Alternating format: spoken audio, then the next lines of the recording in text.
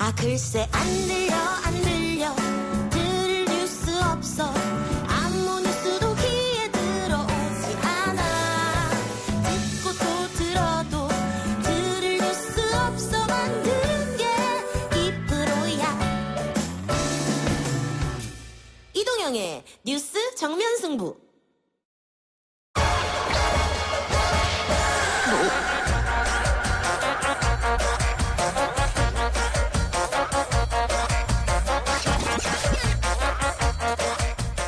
여러분의 퇴근길을 책임지는 YTN 라디오 이동영의 뉴스 정면승부 3부 온갖 문제연구소 시작합니다. 오늘도 세 분 나왔습니다. 충격적 구상학번 김기태 미국 변호사, 시사계 인자기 MC장원, 그리고 백기종 전 수서경찰서 강력팀장. 어서 오십시오. 네, 안녕하십니까. 반갑습니다. 예, 유튜브 보이는 라디오 댓글로 이거 실제 녹음한 건가요? 시킨 겁니까? 주작입니까? 이런 댓글이 달렸는데 아마 중간에 스팟 광고. 네. 지금 청취율 조사 기간이기 때문에 네. 스팟 광고 때문에 이런 댓글이 달린 것 같은데 주작 아닙니다. 실제로 여론조사 전화가 왔을 때 우리 YTN 라디오 팬분께서 전화를 받고 이렇게 대답했습니다. 그리고 그걸 녹음해서 우리한테 보내줬어요. 나 잘했지? 뭐 이런. 본인이 그 대답하신 분이 팬분께서 보내주신 거였군요. 아니 찐팬이시네요, 찐팬. 그러니까 제작진한테 전화가 와도 이렇게 대답은 못하죠. 못하죠. 예. 길게 전화 또 응답 안 받아주더라고요. 네. 아니 실제로 찐팬이라고 확인된 게 화장실 갈때 아니 그러니까 계속해서 청취를 한다는 부분이 이게 진심으로 얘기를 하는 분이구나 이런 생각이 들더라고요. 조작설도 좀 나올 수 있다 이런 생각이 들지만 그렇지는 않습니다. 네. 너무 완벽하니까. MC 장원 씨께서 금요일 날 저희 이동영의 뉴스 정면승부 라이브 방송 KBS에 나가죠. 네네. 주진우 방송. 네. 만일 시청률 조사 전화가 MC 장원한테 갔으면 어떻게 대답할 겁니까? 이동영입니까? 주진우입니까? 저 이동진우요. 혹시 또 주진우 또 기자라고 그쪽에서 물으면 대답하시는 거 아니에요? 그래서 지금 MC 장원님이 방송에서 활약이 대단하시더라고요. 네. 이제 내년에 종합소득세 좀 내시겠어요? 네. 아니면 불편하게 세금 얘기를 또 다 내야죠. 깔끔하게 내야죠. 그리고 뭐 지금껏 한 번도 청취율 조사 전화를 받은 적이 없는데 앞으로는 나도 그런 일이 없었으면 좋겠습니다. 예. 하지만 저는 이동영을 대답하겠습니다. 감사합니다. 코로나19 상황부터 이야기해보죠. 네. 자, 중앙방역대책본부는 이날 0시 기준으로 코로나19 신규 확진자가 97명 늘었다고 발표를 했습니다. 지역 발생이 68명, 해외 유입은 29명으로 전날 58명보다 신규 확진자 수가 39명이나 증가한 상황입니다. 최근 들어 신규 확진자는 100명 안팎을 오르내리고 있는데요. 지역사회에서 감염된 것으로 추정되는 지역 발생 확진자는 전날 46명보다 22명 증가하며 1단계 기준인 50명 미만 기준을 넘어섰습니다.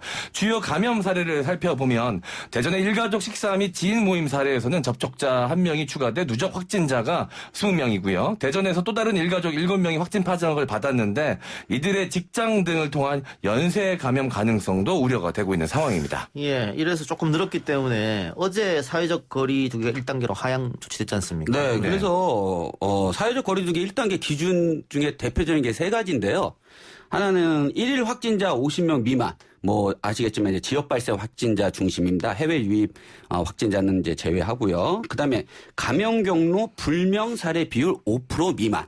네, 그다음에 방역망 내 관리 비율 상승 또는 80% 이상 등입니다. 이래서 3가지가 가장 이제 중요한 기준인데요. 최근 2주간 국내 발생 기준 1일 확진자 수가 59.4명입니다. 그리고 감염 경로 조사 중인 퍼센트가 29%.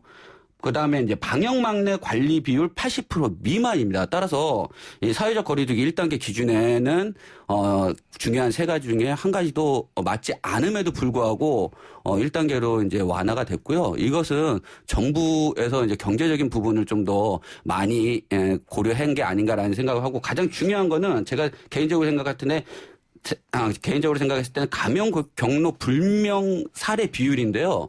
이게 최근 2주간 10% 후반으로 계속 유지가 됐고, 오늘은, 지난, 19.8%입니다. 이게 감염 경로 불명 사례 비율이. 그래서 좀 산발적인 집단 감염에 대한 위험이 아직까지도 내재돼 있다. 이렇게 보시면 됩니다. 지금 변호사님 말처럼 정부도 여러 가지 고민과 걱정을 했겠습니다만 이 8.15 집회 이후로 벌써 2달째거든요. 네. 경제적인 부분을 무시할 수 없을 것 같아요. 2달 동안 특히 소상공인들 자영업자들은 거의 뭐 핵폭탄 맞은 그런 분위기 아니겠어요? 네. 사실 그 영세업자들이라고 하면 좀 이상할지 모르지만 지금 대부분 자영업자나 소상공인들이 영세업자들 특히 이제 기본 수칙에 해당되는 그런 업소를 운영하는 분들은 사실 개인적으로도 제가 방송을 한다 그러면 전화가 많이 오거든요. 예. 어떤 경우냐. 사실 2월 달부터 이제 코로나 부분에 영향을 받으면서 뭐 사회적 거리두기 이런 부분이 확산이 되면서 자영업자나 소상공인들 입장에서는 지금 한계가 왔다라는 거예요. 한계가. 그렇기 때문에 이 경제적인 측면을 절대 무시할 수 없다라는 그렇죠. 부분인데 예. 물론 장기적으로 보면 지금 약간 어려운 고통을 참아서 코로나 종식을 시켜야 되지만 그럼에도 불구하고 대다수 중산층이야 영세 소상공인들 자영업자들 입장에서는 사실 어떻게 보면 코로나 탓을 하는 게 아니라 너무 심한 사회적 거리두기 뭐 2단계 격상 이런 부분들이 생활에 미치는 그런 손해가 막심하다. 코로나 때문이 아니고 굶어 죽겠다라는 네네 거예요. 그런 의미예요. 그래서 이런 부분들을 좀 정부에서는 해소를 하고 저는 이렇게 다녀보면은 이 기본 수칙을 철저히 지킨다고 하면 특히 마스크, 손 씻기, 그다음에 거리두기 뭐 이런 것만 지켜도 이 코로나 지금 불명하는 이런 감염 경로가 희석이 되지 않을까 싶어서 저는 이 단계적 조치가 저는 개인적으로는 환영을 합니다. 예. 사회적 거리두기 2단계에서 1단계로 하향 조정되면 어떤 게 달라집니까? 네.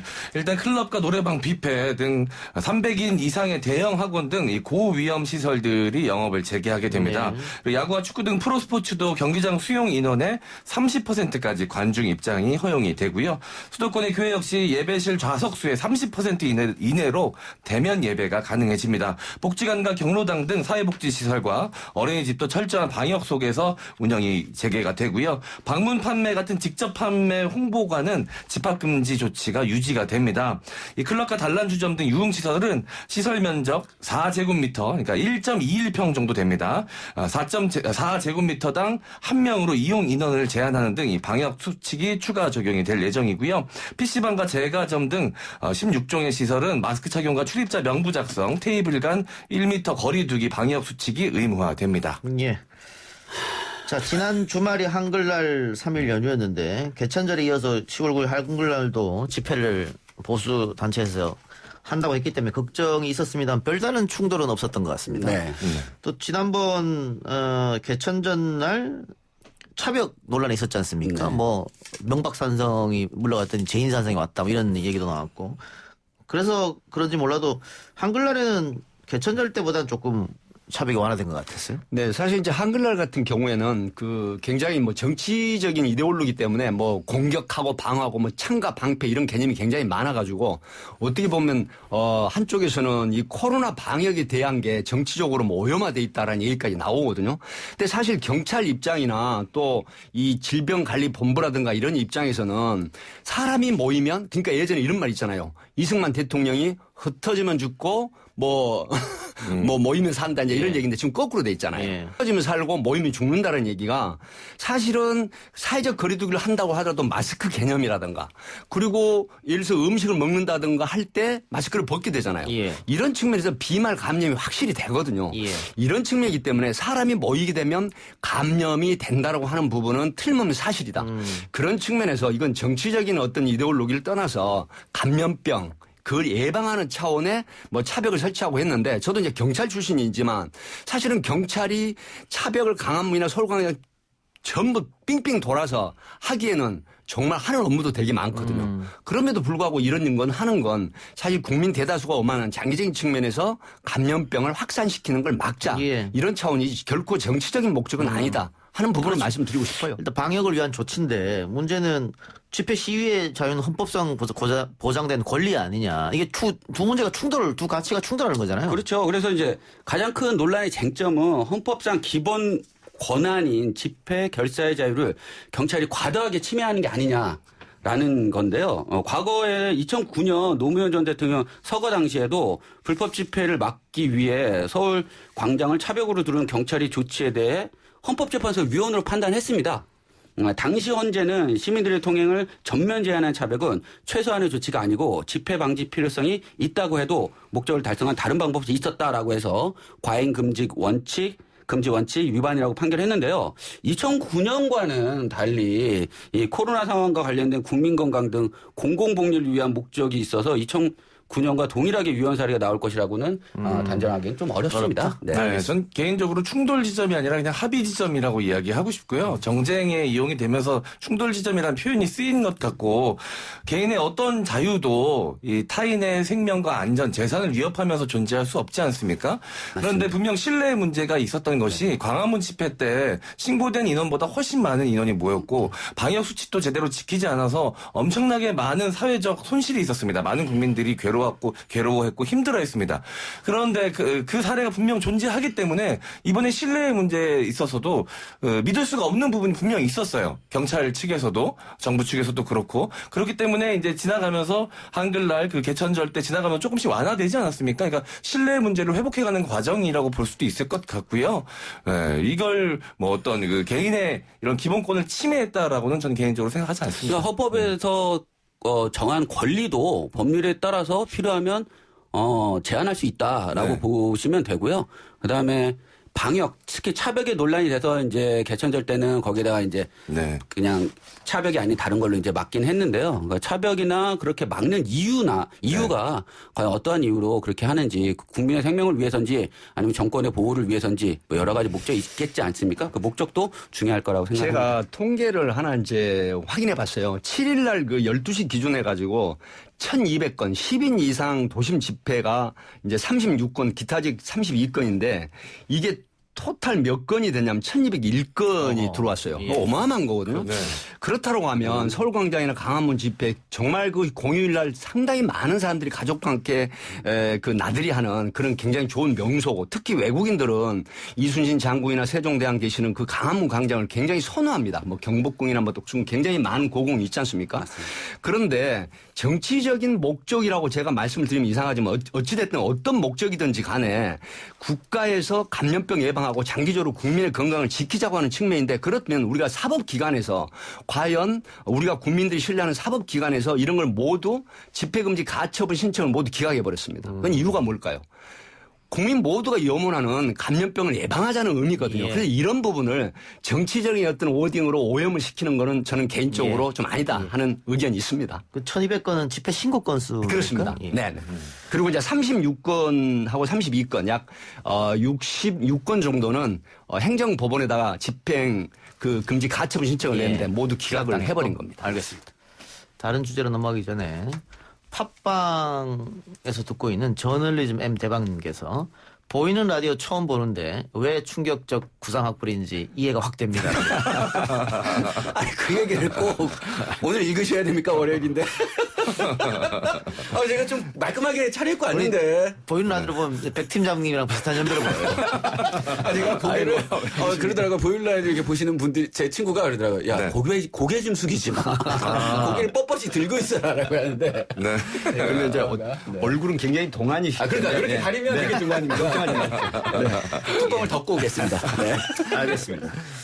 자, 지난 8일 울산의 한 주상 복합 아파트에서 화재가 발생했는데 이게 상당히 큰 불이 난 것 같아요. 다행히도 인명피해는 없었던 것 같습니다. 네.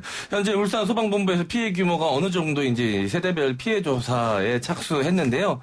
대부분의 이 피해, 그 지역에 가보면 벽면은 시커멓게 그을리고 옷, 가재 도구 등 하나도 성한 게 없는 집이 대다수라고 합니다.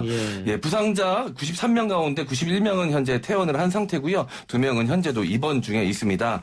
이재민 260여 명은 지금 호텔 숙박시설이 시에서 제공이 됐고요. 그곳에서 머무르고 있는 것으로 알려졌습니다. 자, 호텔 숙박시설 논란이 좀 되는데 그건 네. 이따가 짚어보기로 하고 일단 화재가 크게 발생했습니다만 건물 옥상과 대피 공간에 많은 분들이 피해 있었고 그 나중에 이제 뭐 우리 소방 당국에서 구조를 했고요. 그리고 아래층에 계신 분들은 비상계단으로 대피하셨고 네. 그러니까 제대로 매뉴얼대로 한 것 같아요. 그래서 인명피해가 하나도 없었던 점인데 일단 관련된 사진을 보니까 역시 소방관들이 굉장히 고생을 했더라고요. 엄청 직접 고생하시죠. 사다리차가 올라가지 않은 곳에 직접 들어가서 네. 구조도 하고 불 껐기 때문에 고생했고 이 발화 지점이 3층 테라스 지점이다라고 했습니다만 발화 원인은 아직 안 나왔죠? 네, 발화 원인은 안 나왔는데 이제 발화 지점이라는 게 있습니다. 그러니까 발화 지점을 먼저 확인해야 나중에 이 발화 원인 규명이 되거든요. 이 발화 지점이라는 게 이제 쉬운 말로 불이 난 최초의 난 장소입니다. 예. 그러니까 불이 난 최초의 장소인데 사실은 5개 기관이죠. 서울 울산지방청하고 그다음에 소방하고 국립과학수사연구원하고 그다음에 전기안전공사, 가스공사 이제 화재하고 관련된 기관이 모두 모여가지고 이게 이제 집합을 해서 감식을 벌였는데 그 3층 야외 테라스 이게 이제 소위 나무테크라고 하는 부분이 있는데 이 부분에서 발화 원인은 모르겠지만 발화 지점은 확인이 됐고요. 이게 발화 지점 같은 경우에는 연소 패턴이나 그을림 현상 그리고 이제 탄화 심도라고 하는데 이 탄화 심도라는 게 뭐냐면 불이 굉장히 발화가 돼가지고 한꺼번에 많이 타오르는 그 측정을 하는 부분입니다. 여기서 발화 지점을 이제 확인을 하고 그다음에 이걸 보면 그 V자형으로 33층까지 올라간 게 있어요. 그래서 이제 그런 부분이 어떤 매체에서는 뭐 13층이다, 10 몇 층이다 이렇게 얘기를 했는데 지금 확실하게 3층 테라스에서 발화 지점이 났다라는 게 있는데 근처에 CCTV가 지금 부착된 게 없습니다. 아하. 그래서 이제 멀리서 주민처럼 당기는 그런 CCTV를 지금 울산청에서 찾고 있는데 어쨌든 과학수사계장이 한 얘기로는 3층에 그 테라스에서 이제 발화가 됐다라고 하는 측면은 확인이 됐고 여기에 근거한 수사를 하게 되면은 이게 과실이냐 실화냐 아니면 방화냐 아니면 뭐 전기냐 뭐 이런 어떤 부분들이 앞으로 규명이 될 걸로 생각이 됩니다. 이게 방하냐 실하냐에 따라서 피해 보상도 달라지겠죠. 굉장히 달라지죠. 뭐 변호사님 계시지만 아닙니다. 네, 말씀해 주시죠. 사실은 이제 방화 같은 경우에는 구상권을 청구할 수가 있어요. 예를 들어서 방화 같은 경우는 방화범이 경제적인 어떤 능력이 있다라고 하면 그 사람 상대로 이 구상권을 청구를 할 수가 있고 손해배상 청구 소송을 할 수가 있지만 지금 이런 경우 260여 명의 이재민가 33층의 건물인데 뭐 화재 보험에 들었다고 하더라도 굉장히 시일이 많이 걸립니다. 이런 부분인데 실화라고 하더라도 역시 손해배상 청구 책임은 다 있어요. 예. 그럼에도 불구하고 개인이 구상권의 대상이 되기에는 역부족이죠. 이제 그런 부분 때문에 아마 여기에 대해서는 화재 보험 든 회사에서 상당히 큰 보상을 해줄 가능성이 높다. 다만 이거는 법적인 다툼이 생길 소지가 굉장히 다분합니다. 그래서 지금 보험회사 같은 경우는 건물에 대해서는 466억, 그다음에 가재 도구에 대해서는 63억, 네. 대물에 대해서는 10억. 그래서 집단 보험에 화재 보험에 들긴 했는데요. 그러니까 쉽게 얘기해서 방화나 실외에 따라서 보험금이 지급되는 거는 차이가 없습니다. 단 방화범에 대해서 그 개인에 대해서 구상권을 신청할 수 있느냐 없느냐의 차이가 있고 실화 같은 경우는 구상권을 신청할 수 있는데 그게 이제 중과실이냐 과실이냐에 따라서 그 차이가 있다. 이제 경감될 수 있다. 이렇게 보시면 됩니다. 네. 그 3층 테라스에서 났다고 하면 네. 글쎄 뭐 전기 스파크도 아닐 것 같고 뭐 담배 꽁초일 것 같기도 하고. 그러니까 위층에서 담배를 피다가 이렇게 던지지 않았나라는 뭐 댓글도 있습니다. 이게 이제 나무 테크이기 때문에 그럼에도 불구하고 담배꽁초 정도로는 불이 그 나무 테크에 그렇게 붙어서 탔겠냐. 쉽지 않거든요. 그렇죠. 그래서 지금 경찰에서는 방화냐 실화냐 아니면은 다른 원인이냐라고 하는데 이제 특이할 점은 이 불이 발화지점이 굉장히 확산된 이유는 뭐냐면 알루미늄 패널이 바로 나무 테크 위에 있어요. 그래서 열이 전달이 되면 그게 발화가 돼가지고 불이 확 번진다. 이제 이런 개념이기 때문에 여기에 대한 수사는 좀 더 지켜봐야 될 것 같습니다. 알겠습니다. 아까 저희가 잠깐 얘기했던 이거 지금 이재민 260명이 호텔에 묵고 있는데 울산시가 호텔에 투숙할 수 있도록 지원을 했다. 그래서 이걸 두고 형평성 논란이 있습니다. 뭐 지진이나 포항 지진 같은 경우 있었죠. 또 강원도 산불. 맞습니다. 다 체육관에서 이렇게 잠자고 했었는데. 최근에 뭐 수해까지. 네. 누구는 체육관이고 누구는 호텔이냐. 이게 말이 되느냐. 또 이 지자체나 정부가 잘못했다면 또 모를까. 그것도 아닌데 왜 이 사람들을 호텔에 묵어야 되느냐. 뭐 이런 논란이 좀 있더라고요. 어떻게 네. 보세요? 그 재난구호법상 1인당 3만 원이 지급이 되는 게 법으로 정해져 있고요. 그래서 2인 기준 6만 원이 지급이 되고요. 2인이 넘어갈 경우에는 이제 상한선이 6만 원이어서 한 가구당 6만 원 정도가 지급이 됩니다. 숙박비가. 숙박비가 6만 원 정도가 지급이 됩니다. 그리고 또 7일까지만 지급이 되고요. 식비는 1일 3식으로 8천 원까지 지급이 됩니다. 그래서 총 합치면 금액이 뭐 8만 4천 원 정도가 되는데요. 이게 뭐 과대 지급이 됐다거나 특혜라고 볼 수는 없고요. 법에서 정해진 한도 내에서 지급이 되는 것이고 이전에 있었던 뭐 수재민들 같은 경우도 지급이 됐다고 합니다. 다만 이 지급의 형태가 달랐을 뿐이지 더 많이 지급이 되는 경우는 아닌데 제가 봤을 때는 이 초창기에 언론에서 좀 자극적인 보도를 했기 때문에 많은 분들이 오해를 하신 측면이 있는 것 같습니다.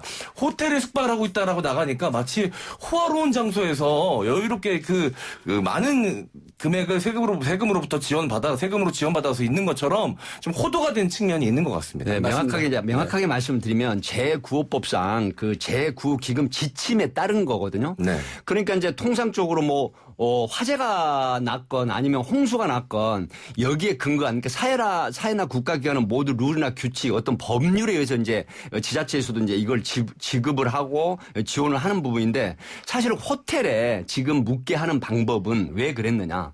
우리 모두가 알아요. 그리고 언론에서도 압니다.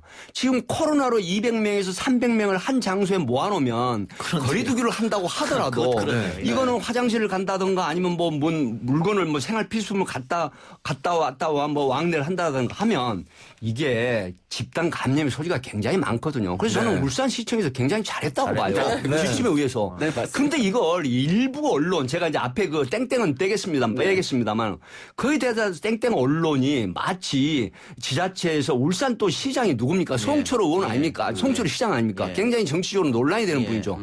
이런 부분에 좀 과한 공격을 하는 게 아닌가. 그래서 앞에서 말씀하셨듯이 이게 팩트 체크가 된 그런 보도가 아니라 상당히 조금 뒤집어 엎어버리는 형태의 보도를 자극적인 보도를 함으로 해서 옛날에 홍수로 이제 예를 들어서 여름에 그런 부분에 혜택을 못 받았던 사람들이 우리는 왜 강당이고 그러면 울산시장 지금 송철호 시장이 이게 화재가 났다 그래서 이거예요. 고급 주상복합 아파트에 거주하는 주민들은 특혜를 주느냐. 이런 식으로 지금 공격을 하는 거거든요. 저는 이거는 좀 부당하다 하는 생각이 듭니다. 일단 호텔이라고 하니까 다들 뭐 5성급 호텔 생각을 하는데 일단 그 비즈니스 호텔인 것이고 이게 울산시 남구가 이재민을 분리수용하고자 임시 주거시설을 이 지역에 있는 이 호텔과 업무 협약을 체결했었네요. 만일 이런 일이 있으면 이렇게 한다. 뭐 그렇게 돼서 그 기준 아까 제9호법 얘기하셨는데 제9호법 기준 안에서 했다. 그러니까 문제가 없다는 말씀이죠. 그리고 이재민이라는 게 제9호법에 따르면 재난 및 안전기본법에 따르면 이재민이라는 개념이 있습니다. 그런데 우리는 그 이재민이라는 개념은 두 가지인데 하나는 자연재난에 대한 이재민, 그다음에 사회재난에 대한 이재민이 있습니다.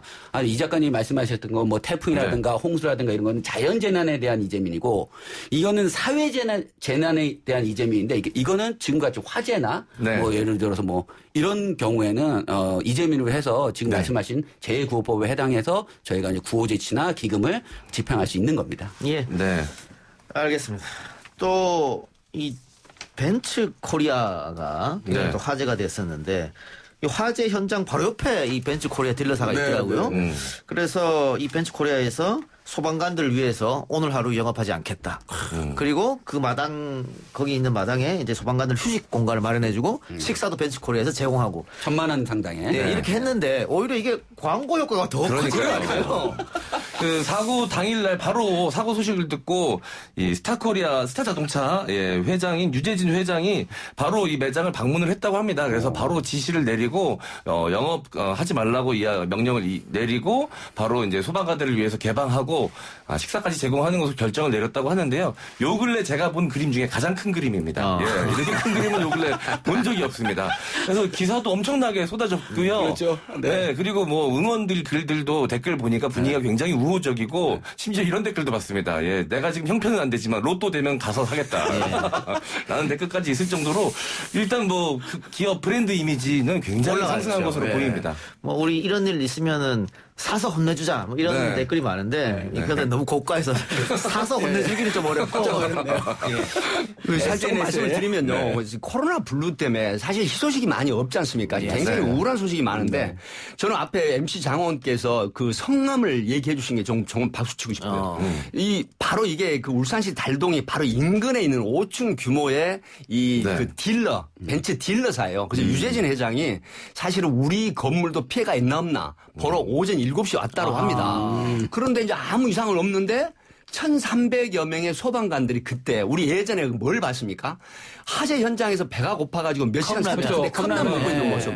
쪼그려서 이게 주무시고. 많은데 네. 많은 사람들에게 정말 그 소방이 오늘날 이렇게 그 우대를 받게 하는 계기가 된 사진이었거든요. 근데 이분이 와가지고 그 모습을 보고 1,300명에게 300명의 우선 국밥, 한우국밥 그것도 그리고 간식 이런 거 해가지고 하루에 영업하지 마라. 그리고 1,000만 원 상당의 이걸 제공을 했는데 사실 우리가 흔히 말하는 노블리스 오블리주라는 게 뭐예요? 사실 이런 분들이 저는 이 사회적으로 굉장히 칭찬을 받고 함으로 해서 사실 시너지 효과를 발휘한다. 저는 유재진 회장 이름을 죽을 때까지 기억을 하겠습니다. 제가 이 뉴스를 접하면서 역시 돈은 쓸 때 잘 써야 된다. 이렇게 써야 돼요. 예, 명쾌하게 적은 말씀입니다. 돈으로 큰 효과를 했다. 네, 이렇게 네. 생각합니다. 이게 이제 소방관 분들께서 화재 진압을 할 때 장기간 화재 진압을 하게 되면 뭐 육체적으로도 너무 피로하고 힘들겠지만 일단 화장실 이용하기가 너무 힘들답니다. 그렇죠. 근데 이번에도 이제 8시간에 걸쳐서 화재 진압을 하면서 화장실을 이용을 못 했었는데 이 매장을 공개를 개방을 해 주시면서 화장실 이용이 용이해졌다고 합니다. 바로 근처에 있으니까 화재 지역에. 그래서 여러모로 이 소방대원분들도 감사의 뜻을 전했다고 합니다. 알겠습니다. 자, 김기태 변호사, 우리 YTN 이동형 뉴스 정면 승부 제작진을 위해서 한번 쏘세요. 제가 회식한다고 네. 제가 카톡방에 남겼는데 반응이 없으시더라고요. 다음 주에 제가 쏘겠습니다. 네. 알겠습니다. 광고 듣고 옵니다.